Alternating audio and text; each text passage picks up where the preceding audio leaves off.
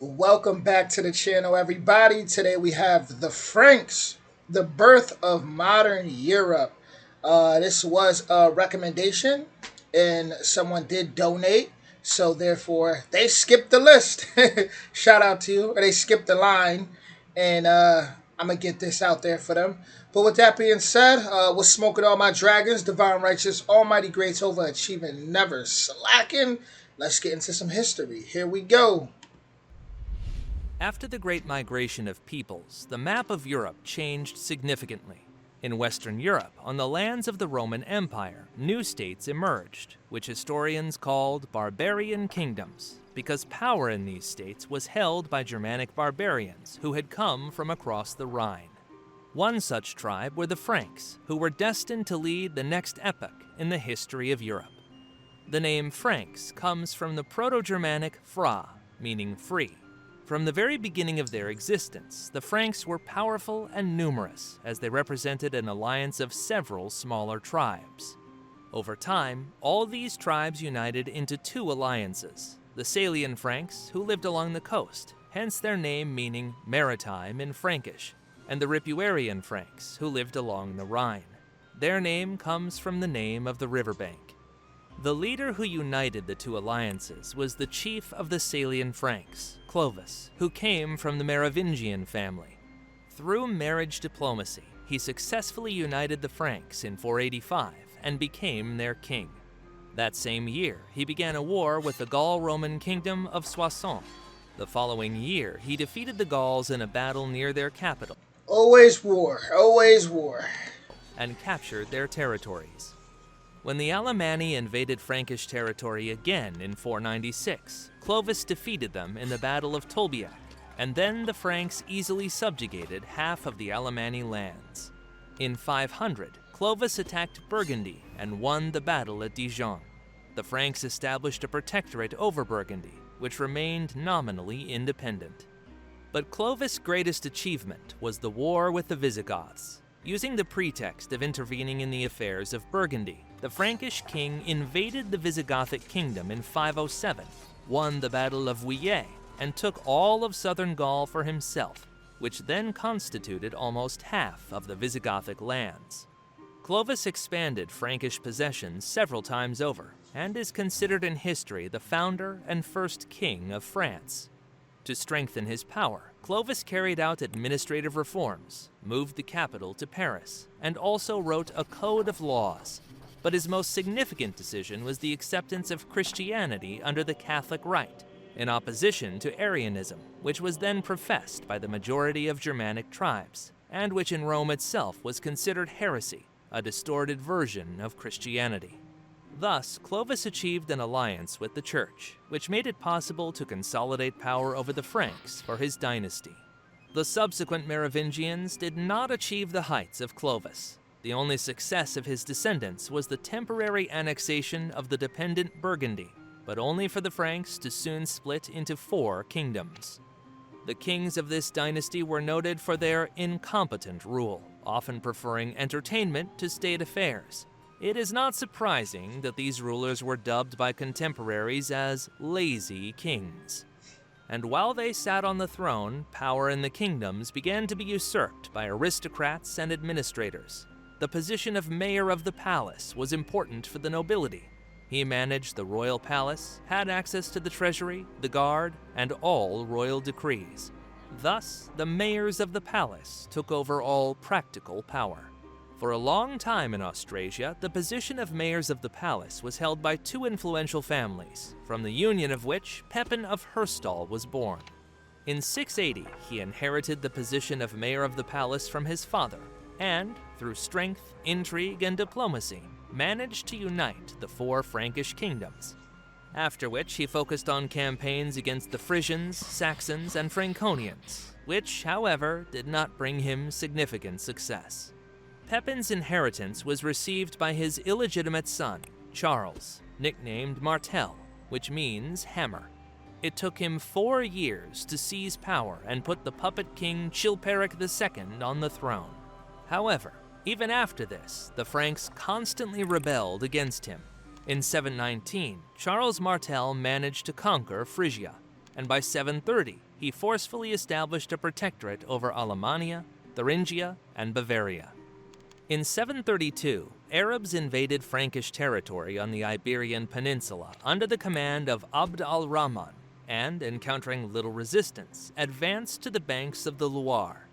Their army numbered 30,000 soldiers, but the main advantage was the presence of heavy cavalry, which allowed them to make strong and swift. That always blows my mind when you hear about those big battles or wars and you hear thousands of people just coming. 30,000 people could you imagine that coming at you? Like you just look and you just see 30,000 people on horses ready to kill. I mean, well, like, whoa. Swift strikes. Martel gathered only 20,000 soldiers, and moreover, he did not have strong cavalry. To somehow neutralize the enemy's advantage, the Franks occupied a hill near Poitiers and set up a fortified camp there.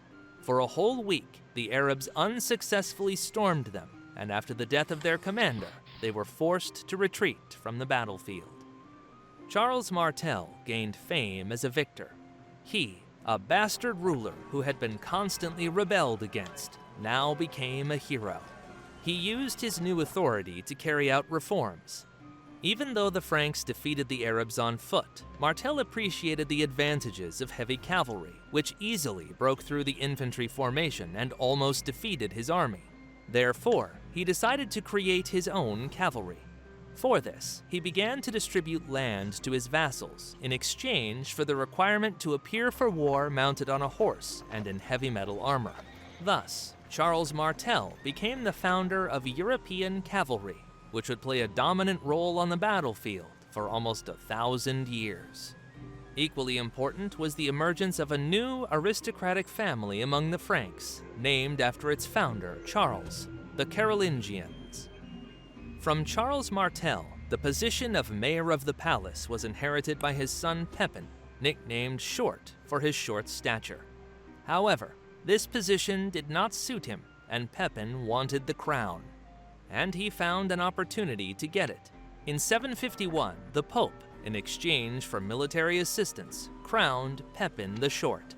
The last king of the Franks from the Merovingian dynasty, Childeric III, was forcibly tonsured into a monk. In gratitude, Pepin began a war with the Lombards, who interfered with the rule of the Pope in Italy. In 755, he crossed the Alps and captured the Lombard capital. The next year, the Lombards besieged Rome. Pepin the Short invaded Italy again, where he defeated the Lombards under the walls of Rome, and then handed over a number of lands to the Pope, called the Papal States. This will go down in history as the donation of Pepin. Pepin the Short continued to try to expand his lands. In 759, he captured Narbonne, and the next year he had to suppress the uprising of the Aquitaine people. Aquitaine was long reluctant to submit to the new dynasty. As soon as Pepin left it for the winter, the Aquitaines rebelled again, and he had to come here with an army the following spring. Pepin spent the last 8 years of his reign that way, and he died during another campaign against the rebellious Aquitaine. His eldest son, Charlemagne, successfully completed the campaign against Aquitaine, mainly because he enlisted the support of part of the rebellious nobility, whom he promised It's just insane because it's non-stop warfare. land and wealth. At the same time, he finally annexed Gascony to the royal domains. Initially, Charles had to share the throne with his younger brother, who, however, died after 3 years of joint rule. Then the new king, having the strongest army in Western Europe, began what he had long dreamed of: conquest. Father of Charles managed to arrange a marriage for his son with the daughter of the Lombard king. But in 771, Charlemagne broke off the marriage and sent the princess back to Italy. Angry Desiderius declared war on the Pope, an ally of the Franks, and the Pope in response called on Charlemagne for help. In the autumn of 773, Charlemagne gathered his army near the Alps. The Lombards also brought their troops there. Then, on Charlemagne's orders, part of the Frankish army bypassed the enemy through little-known mountain paths and began to encircle them. In panic, the Lombard army dispersed, and Desiderius himself was forced to hide in Pavia, which the Franks soon besieged. In the spring of 774, leaving part of his troops for the siege, Charlemagne himself headed east, where the Second Lombard army was gathering. The unexpected approach of the Franks to Verona forced the Lombards to surrender without a fight. After that, Charlemagne went to Rome, made an agreement with the Pope, and returned to Pavia, whose residents, tired of hunger, soon handed over their king to the Franks. Desiderius was forcibly tonsured as a monk and taken north, and Charlemagne took the title of King of the Franks and Lombards and installed his son Pepin to rule Italy. While Charlemagne was fighting in the south, the Saxons invaded Austrasia and looted it. In response the next year, Charlemagne invaded Saxony and marched, burning Saxon towns. But before he could return home, the Lombards rebelled against him, and he had to return to Italy again. Charlemagne quickly crushed the rebellion and returned to conquering the Saxons. In 777, the Saxons agreed to peace at Paderborn and recognized Frankish rule. After subduing the north, Charlemagne turned his attention to the lands that the Franks had long dreamed of, the lands of the Visigoths, where the Arabs ruled at the time. In 778, he crossed the Pyrenees and laid siege to Zaragoza. The siege was difficult, and when Charlemagne learned that an Arab army was gathering near Barcelona to relieve Zaragoza, he hurried home. The retreat was covered by the Nantes Margrave Roland. He and his squad fell into an ambush in Roncevaux Pass, organized by the Basques in revenge for the Frankish burning of their cities. Roland became a symbol of knightly bravery and a hero of medieval literature. The Song of Roland became popular, transforming him into the king's nephew and a knight who heroically died in battle with the Arabs. The failed campaign against the Arabs was evaluated by one of the Saxon leaders, Wittekund, who was then hiding in Denmark. In 779, he returned home for the first time and raised a rebellion. Charlemagne invaded Saxony and suppressed this rebellion, reaching the... It is on and popping. Like, Europe was just on and popping. Seriously. The Elbe with his army. This time, he not only defeated the rebel Saxons, but also forcibly baptized them, built churches and forts. The most stubborn Saxons were forcibly resettled in Aquitaine. Wittekund, however, did not give up and spent 2 years preparing for a new rebellion. This time, he conspired not only with the Saxons, but also incited the Frisians and Lusatian Slavs to rebel. Moreover, he received help from the Duke of Bavaria, who had long dreamed of getting rid of Frankish suzerainty. In 782, Wittekund returned home again, and the Saxon uprising flared up with renewed vigor. The rebellious Saxons destroyed the built forts, burned. See, when we look at things like that, it seems, you hear about it, you're like, dang, that was terrible. But it's so much worse than it looks when you really think about that. Like, you ever look at a fire and, and something just burning and you be like, dang, that looks devastating. Imagine people really running through and just burning and killing and you really catch a big glimpse of that when you watch shows like The Last Kingdom. Whew, just brutality. Churches, executed priests, and mass refused baptism. They also managed to lure the Frankish troops, sent to suppress the rebellion, into an ambush and defeated them in the Battle of Suntel Mountain. Angry Charlemagne gathered troops in Verdun and brought there 4,500 Saxon hostages. He ordered them all to be executed. What? This event will go down in history as the Massacre of Verdun. After that, Charlemagne... Dude, what? 4,500 people just getting executed like that? Marched with his army through the lands of the Saxons. He barely avoided defeat in the battle near Thietmeli, but defeated Wittekund in the battle on the Haas River. However, he still couldn't either defeat the rebellious army or capture their leader. So Charlemagne founded the city of Frankfurt, where he settled for the next 3 years. From there, he constantly raided the Saxons, burning their towns. In addition, he expelled 7,000 inhabitants from Saxony. In 785, Widukind, not wishing to continue the bloody war, reconciled with Charlemagne and even accepted Christianity, after which he disappeared from the pages of history. According to one legend, Widukind killed Charlemagne, never forgiving him for the successful rebellion. According to another legend, Charlemagne made him the Duke of Saxony, from whom the dynasty of the future Ottonians descended. Charlemagne also did not forget the betrayal of Tassilo III. Ali and Anna seem so perfect. Listen, the fact that he ain't forget that animosity, that hatred that built for him, I gotta see the revenge he gets. Remembered that in his war against the Lombards, the Bavarians supported the latter. Moreover, scouts brought news that Tassilo III conspired for a joint attack on the Franks with the Avars. In 788 AD, Charlemagne concentrated 3 armies on the border with Bavaria.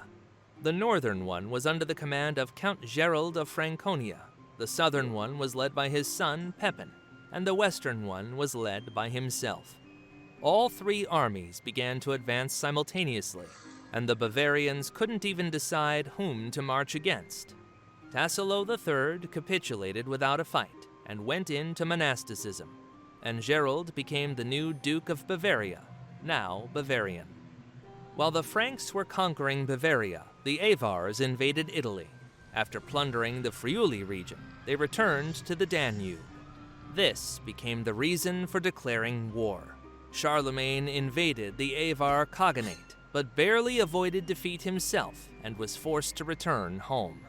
In 791 AD, the Franks, led by Gerald of Bavaria and Eric of Friuli, made a new, already successful campaign. They captured most of the Avar fortresses and forced the Avars to retreat beyond the Danube. In 796, with the help of the uprising of the Slavic Horatan people against the Avars, Gerald and Eric managed to capture the Avar ruler. In 799 AD, the Franks made another campaign, in which both commanders, Eric of Friuli and Gerald of Bavaria, died. Then Prince Pepin, who took command of the Franks, ordered all Avars to be slaughtered, thus exterminating their entire nation. God. During the war with the Avars, The entire nation. Charlemagne refused to lead the armies, preferring life in the capital and political reforms. Despite this, in 792 AD, he had to suppress a rebellion led by his illegitimate son Pepin the Hunchback. In 793 AD, Saxony rebelled against him again, and he had to march there once more. After this, the Saxons rebelled 3 more times, but these rebellions were suppressed by Charlemagne's dukes. In 799 AD, the Franks subdued Brittany. In 801 AD, Charlemagne's son, Prince Louis, who ruled Aquitaine, invaded through the Pyrenees, captured Barcelona, and then subjugated the Basques. However, Charlemagne's main achievement during these years was obtaining a new title. He used as a pretext the fact that in Byzantium in 797, Empress Irene came to power. According to the Franks, a woman cannot be emperor. This is how Charlemagne decided to become the new emperor.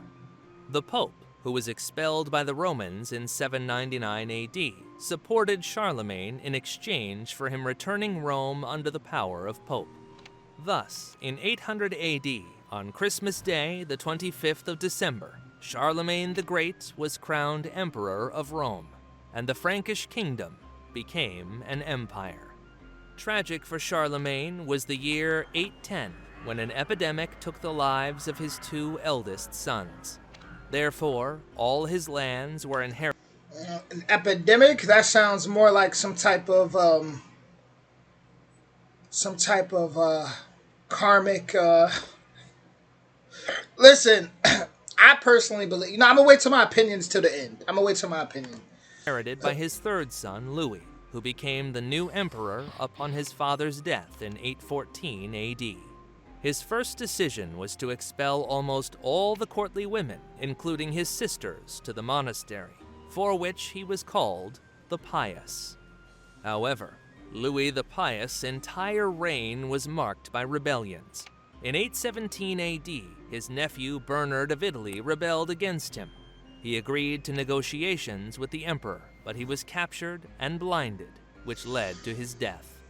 The next year, Brittany rebelled against Louis, but the rebellion was brutally suppressed. In 822 AD, the Bretons rebelled again and lasted in war for 3 years. In 830 AD, they rebelled once more, and this time won practical independence, which, however, the Franks recognized only 20 years later. In 830 AD, Louis faced a rebellion from his own children. They captured their father and forced him to renounce power. But a year later, they started a war among themselves and Your own children? released their father, returning him to the throne so I got a lot to say when this is done. that he could decide their fate. In 837 AD, Aquitaine rebelled against Louis, led by his own grandson, who proclaimed himself King of Aquitaine. Louis was unable to suppress the Aquitaine rebellion. Upon the death of Louis the Pious in 840 AD, his sons again started a war for their father's inheritance. None of them had enough strength for a decisive battle and victory. Therefore, in 843 AD, the brothers signed the Treaty of Verdun, under which they divided the Frankish Empire among themselves. Thus, the empire ceased to exist. Although Lothair continued to call himself emperor, it was only a formal title. The Carolingians continued to fight among themselves, and their possessions became prototypes of European states. Lothair's lands became Italy in the future, Louis's lands, Germany. Charles' lands formed France, and the strip of land in the middle, later called Lotharingia, became the subject of disputes and wars until the 20th century.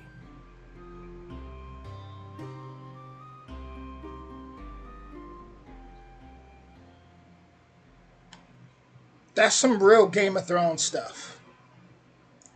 I don't know where to start right now. Okay, so being an American, right? A so-called black American at that, you're always, hearing hardcore conservatives say, black people are always killing each other and fighting amongst each other. Or, the natives were already killing each other. So, listen, as you can see, it's a human problem because this in-house fighting was on another level. People's nations were getting wiped out. Bloodlines were getting wiped out. I mean, I don't even know where to start. It just, when you watch Game of Thrones, right? If you ever seen the episodes with Ramsay Bolton and how he tortured Theon and renamed him Reek, as in you reek, and wired his subconscious to believe he was Reek. Imagine how many Ramsay Boltons were birthed in these type of chaotic societies. Whoa.